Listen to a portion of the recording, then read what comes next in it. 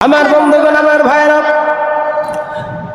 ওমর রাদিয়াল্লাহু তাআলা আনহু, আমরা এই যে সামনে ঈদ আসতেছে, 17 তারিখে ঈদুল আজহা, সামনে ঈদ আসতেছেন। আমার বন্ধুগণ, আমার ভাইরা, ওমর রাদিয়াল্লাহু তাআলা আনহুর স্ত্রী ডাক দিয়ে বলছে, স্বামী, আগামীকালকে ঈদ, আজকে মেয়েটার একটা জামা নেই, আজকে মেয়েটার একটা জামা নেই, আজকে মেয়েটার একটা জামা নেই, আমার জামাটা, মেয়ের জামা দরকার। সবাইকে তো ভুলাভালে যায়, পাওয়া যাবে, কিন্তু ছোট বাচ্চাকে কিন্তু মানানো যায় না।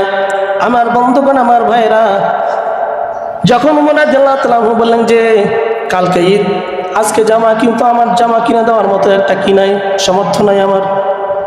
ওমর রাদিয়াল্লাহু তাআলা আনহু এক নয় দুই নয়, বাংলাদেশের মতো কোনো রাষ্ট্র নয়, পুরা পৃথিবীর অর্ধেক দেশ শাসন করেছেন ওমর রাদিয়াল্লাহু তাআলা আনহু। অর্ধ জাহান শাসন করেছে ওমর রাদিয়াল্লাহু তাআলা আনহু, পুরা পৃথিবীর অর্ধেকের বাদশাহ। তিনি বলতেছেন, আমার কাছে আমার মেয়েকে জামা কিনা দেওয়ার কোনো টাকা নাই।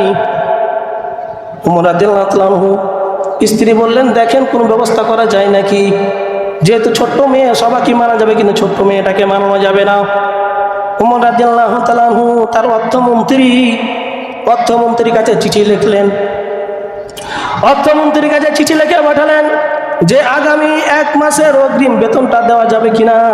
উনি হলেন প্রধানমন্ত্রী, অর্থমন্ত্রীর কাছে চিঠি লিখতেছেন যে ভাই, আমার বাড়িতে ঈদের দিন কোনো খাবার নেই, আর আমার মেয়ের একটা জামা দরকার, এই জন্য 1 মাসের অগ্রিম কোনো বেতনটা দেওয়া যাবে কিনা।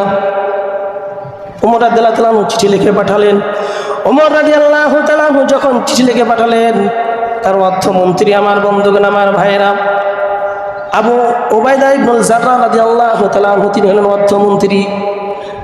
চিঠিটা পেয়ে দেখলেন, চিঠিটা পাওয়ার পরে তিনি কান্না আরম্ভ করলেন, আল্লাহ, আপনি আমাদেরকে এমন একজন প্রধানমন্ত্রী দিয়েছেন, এমন একজন বাদশা দিয়েছেন যে আমি হচ্ছি একজন অর্থমন্ত্রী, তিনি হচ্ছে রাষ্ট্রপ্রধান, আর তিনি আমার কাছে চিঠি লিখেছেন যে আমি নাকি তাকে এক মাসের অগ্রিম বেতন দিয়ে দিব।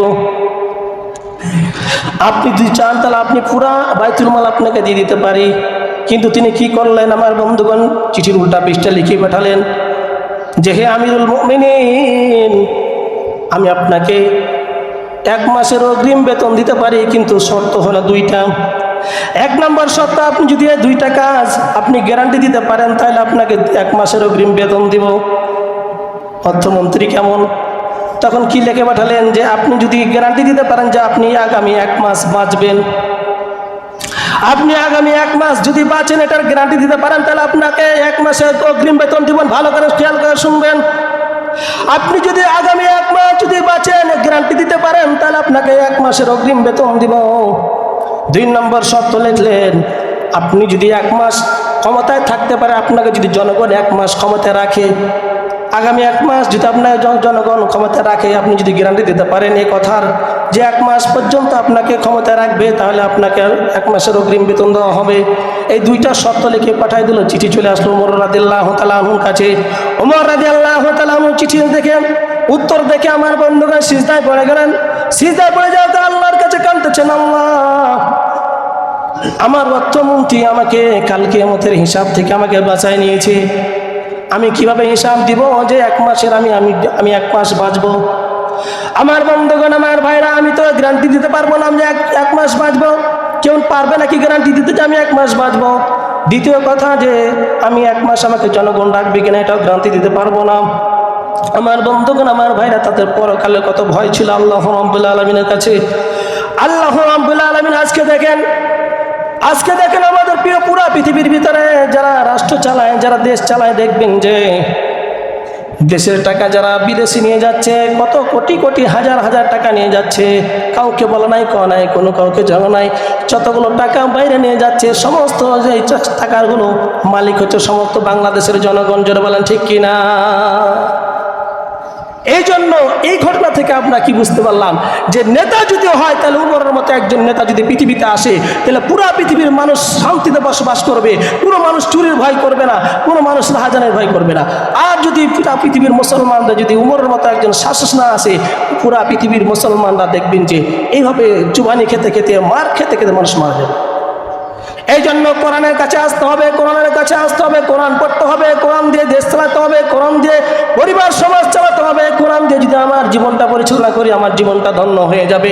কোরআন দিয়ে আমার পরিবার পরিচালনা করি আমার পরিবারটা ধন্য হয়ে যাবে। কোরআন দিয়ে যদি আমার বাংলাদেশ শাসন করে তাহলে আমার বাংলাদেশটা ধন্য হয়ে যাবে। আর যদি কোরআন বাদ দিয়ে মানুষের মতো বাদ দিয়ে যদি দেশ চালানো হয়, মানুষের মতো জীবন পরিচালনা করা হয়, তাহলে ওই মানুষটা নিশ্চিত কোথায় জাহান্নামে চলে যাবে। এই জন্য উমর রাদিয়াল্লাহু তাআলার মতো নেতা একটা দরকার পৃথিবীতে।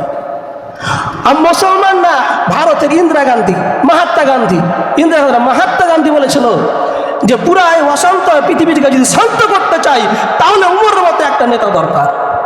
পুরা হিন্দু বলতেছে যে অশান্ত পৃথিবীকে যদি শান্ত করতে চায় তাহলে উমরের মতো একজন শাসন দরকার।